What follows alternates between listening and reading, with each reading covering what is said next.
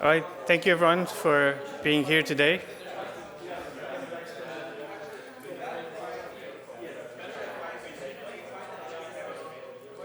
I think we're gonna get started here. So thank you all for being here today. Special thanks for those of you who took the stairs. My name is Ahmed Elmokadem, and I'm a senior scientist at Metrum Research Group. I'm so excited to be here today. I've been a Julia fan for a number of years now, and appreciate the opportunity to be here and talk to you about some of the work that we've been doing in Julia.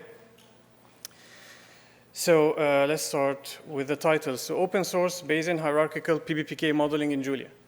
So let's start with a show of hands. Who here knows what PBPK is? Okay, so that's a good number. So for the people online, like 5 or 6 people, raise their hands.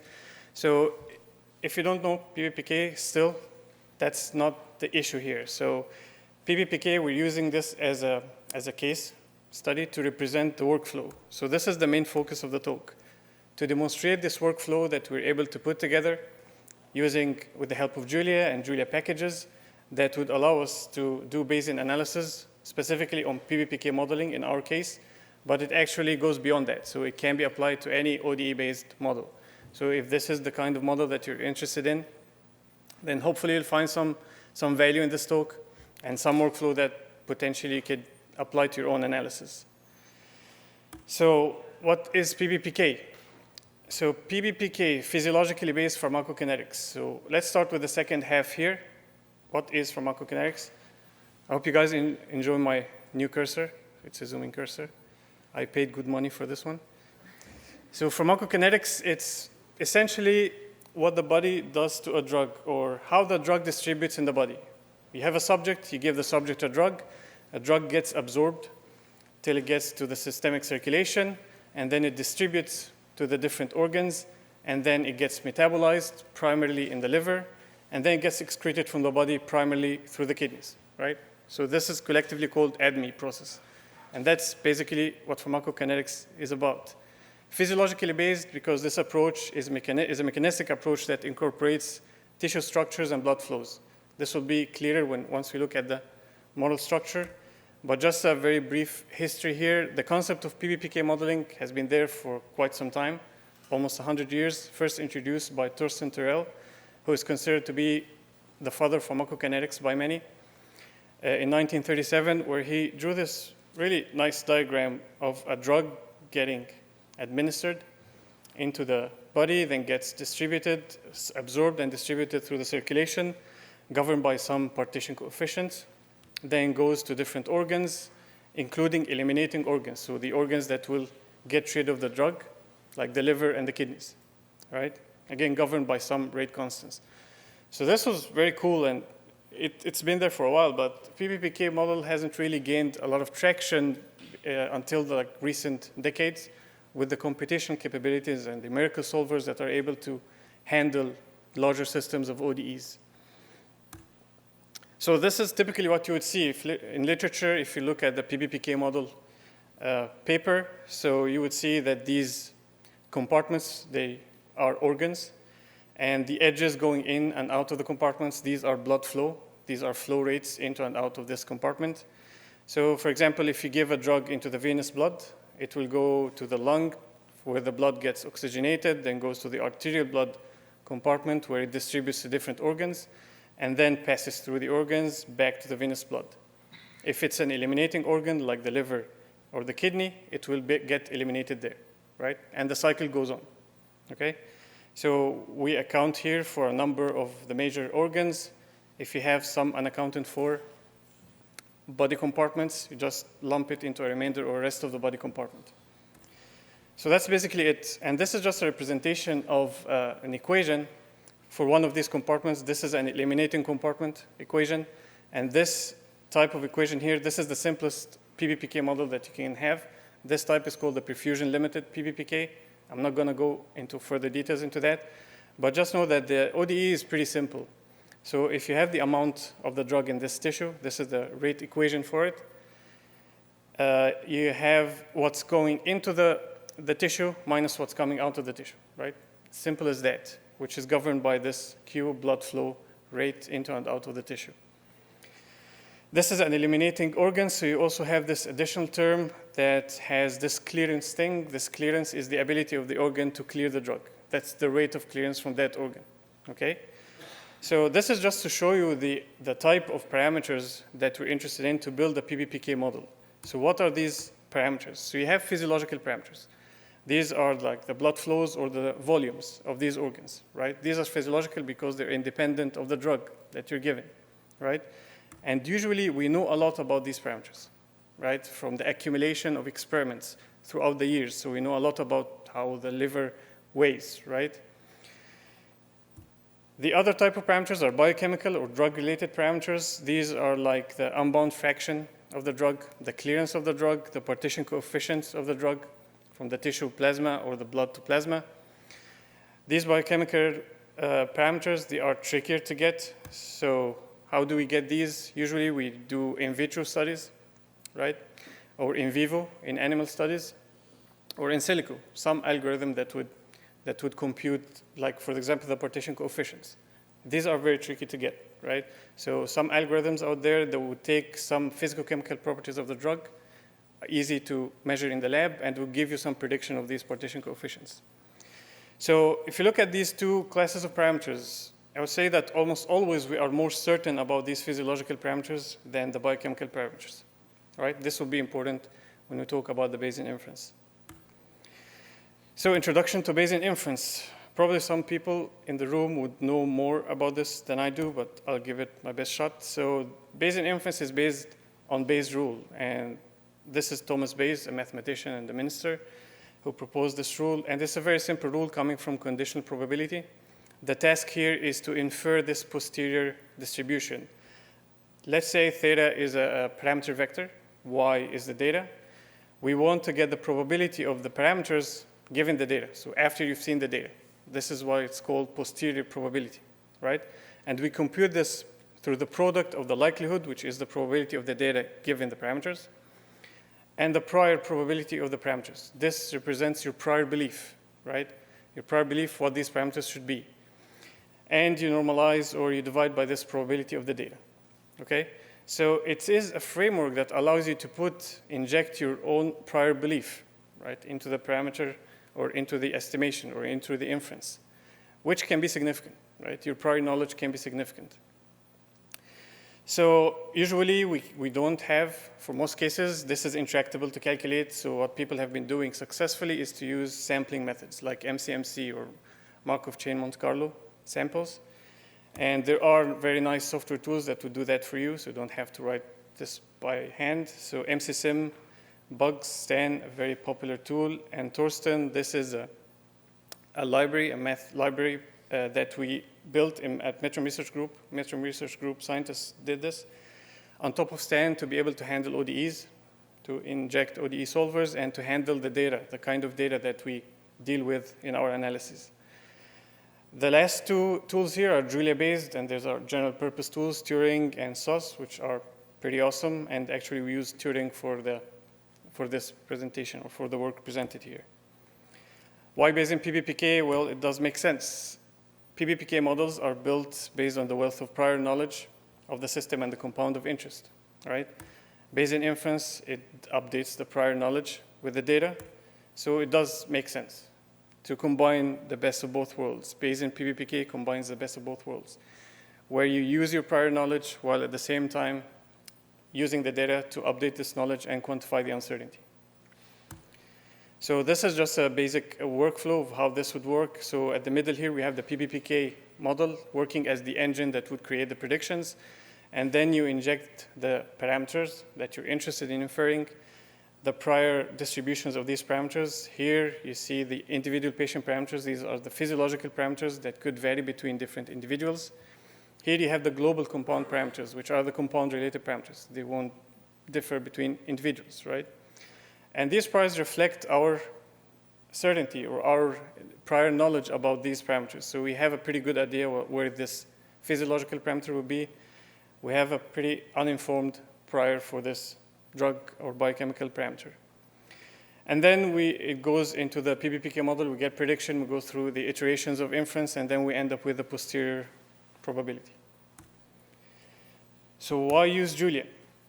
Well, I don't need to tell this audience here, right, why Julia is awesome, but it doesn't hurt to reiterate.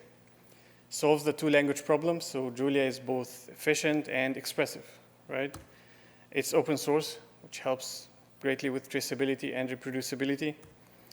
But most of all, at least for me, this is the most important piece, composability of the ecosystem, that somehow it seems that the components of Julia ecosystem know how to talk to each other, right? So we use this here. So this was important for this work. And to demonstrate that, I'm going to go through the steps. So this is the take-home message here. So first, we define the differential equations using ordinary diffie-Q, so a SciML ecosystem. And diffie-Q callbacks is necessary here because we need to handle dosing events, right? So we need to handle this sort of events.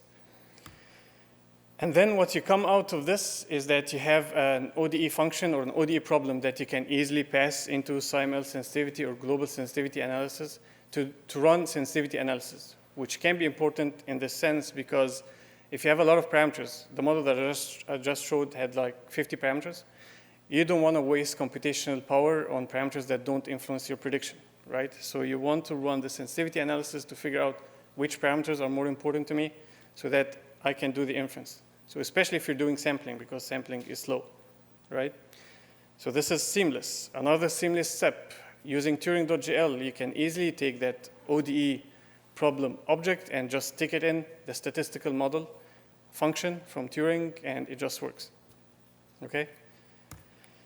Then you can take the output from Turing.jl and pass it, so the samples, you pass it into post-processing for MCMC chains for post-processing or stats plots to visualize the output and to look at the diagnostics.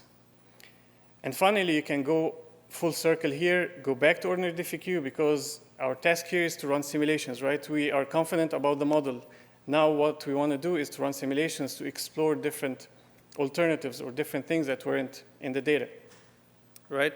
So we go back to ordinary diffie-Q to run simulations, use data frames meta, which I'm fond of, and chain.jl to work through the data wrangling processes required. And we use gadfly.jl for the visualization, which is an excellent tool. But we're also integrating into our frameworks algebra of graphics, which is also pretty awesome. So this is my plug here. So we're going to go through the case study. And this is a tutorial paper that we published recently explaining this case study and going through this workflow and also exploring another parallel workflow in R, Stan, and Torsten. Okay? So please check it out. I hear good things. So the case study, the model structure. This is the model structure.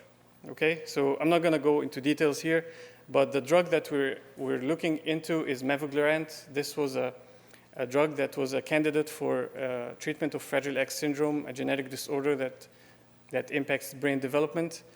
The drug was discontinued because of disappointing results. So why are we using it for case study? Because data.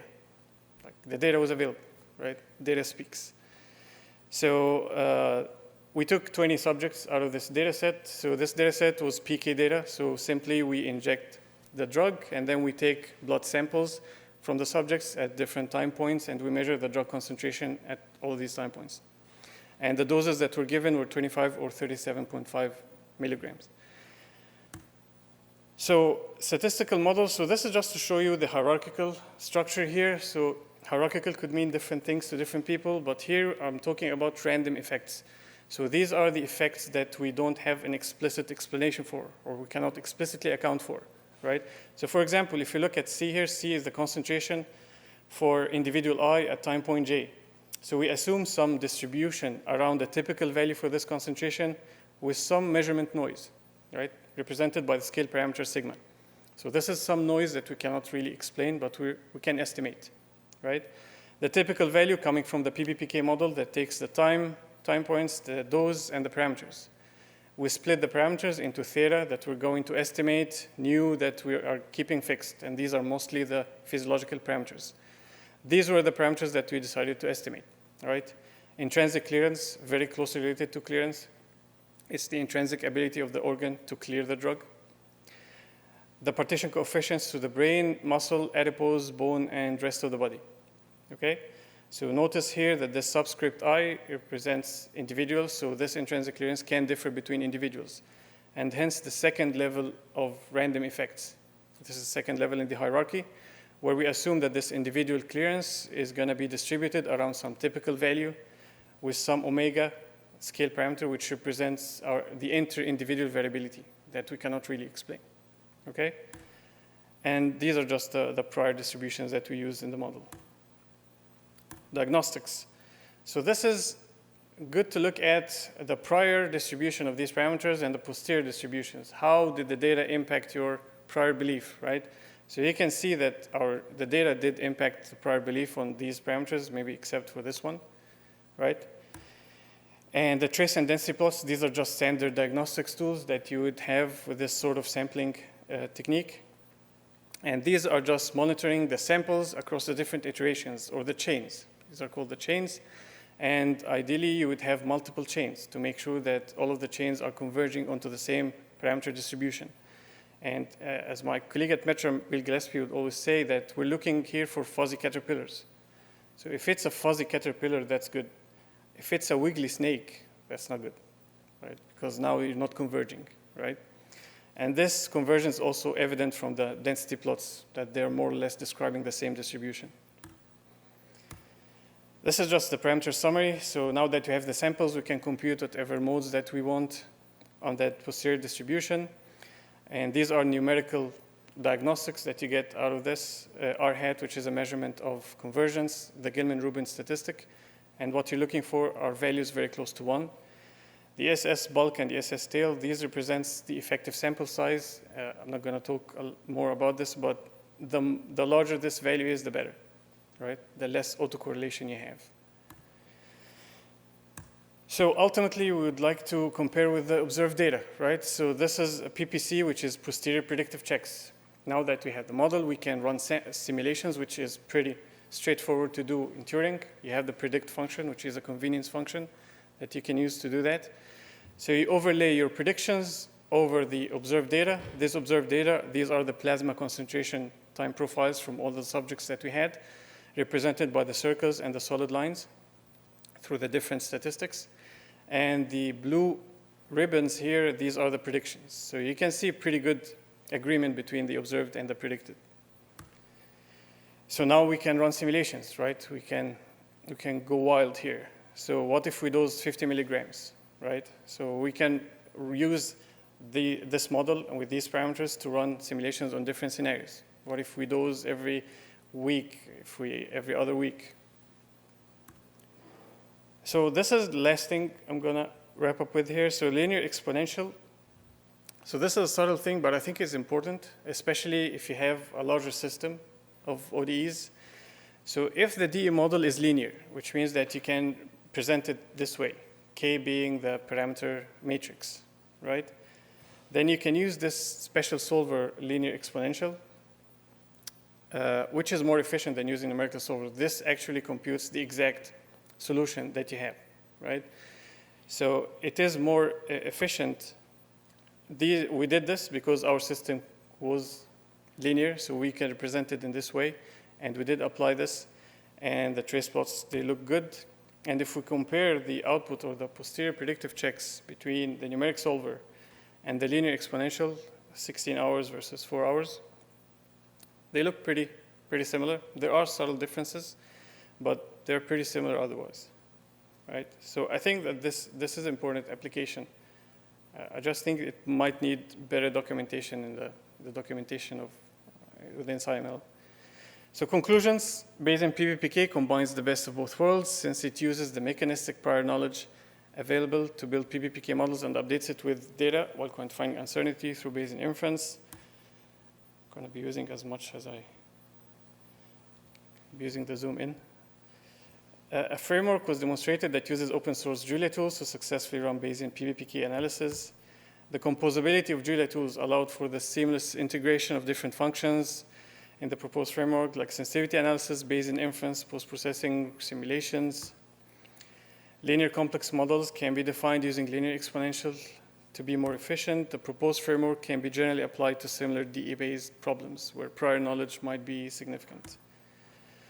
So Yeah, I would recommend, if you guys are interested, go check out the GitHub repo, which is associated with this publication, the tutorial that I just shared, where all the code is there. I intentionally kept code out of the presentation to focus on the concepts, but all the code is there.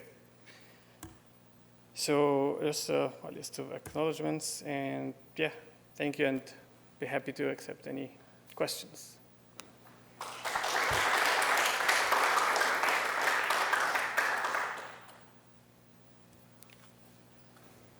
Yes? When you speak to PBPK folks, they often emphasize or say that the use is needed. Do you disagree with that, or do you think it is needed here as well to have broader adoption of PBPK? Yeah, so I know this. This is a good point, and I think that things are shifting. Like, people are more accepting of running code because they're appreciating the flexibility, right? So you can have a nice GUI and everything, but if you really want to dig into the model, it will get you that far, right?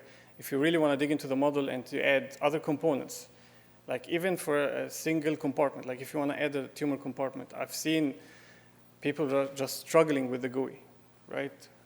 While if you're writing your ODEs, you have a template, right? You have your own template. You don't need to manipulate it too much. And you just add an additional ODE for the additional compartment, right? So seeing that, I think that people's minds and way of thinking are shifting towards that. But yeah, I don't like GUIs. What does the compute time scale with the number of parameters in this approach? If you double the number of parameters, what happens? Yeah, I haven't really done that. So I haven't done that sort of benchmarking. So I just went on with the 6 parameters that I had.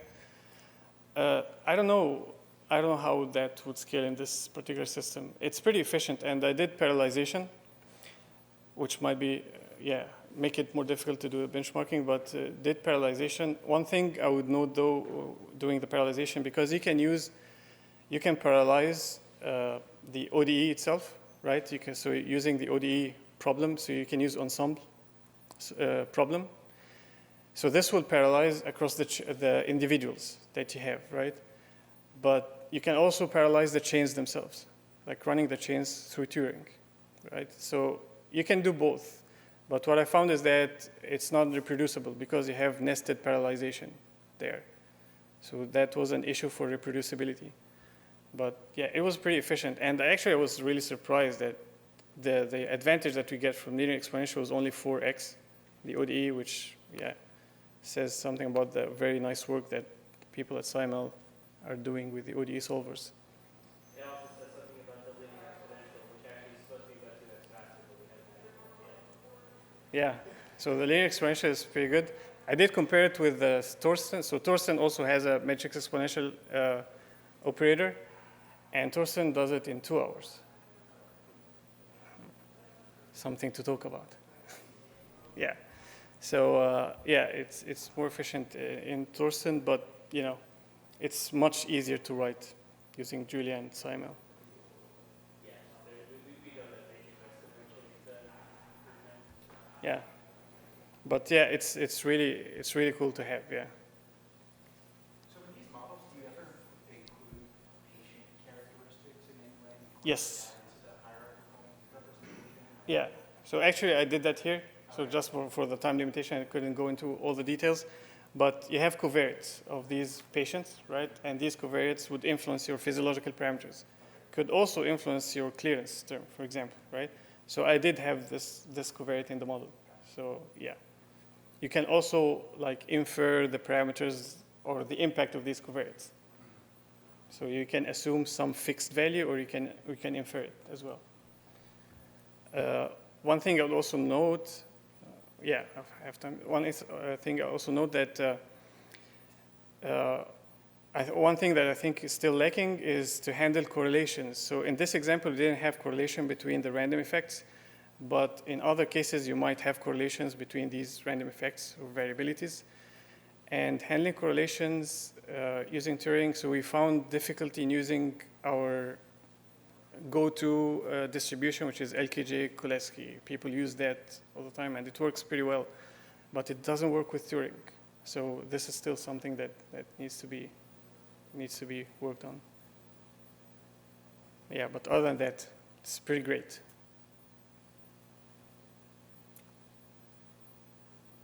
Any other questions? Maybe some zoom in? Yeah, you have a question? Okay. All right, well, thank you all. Thank you for being here.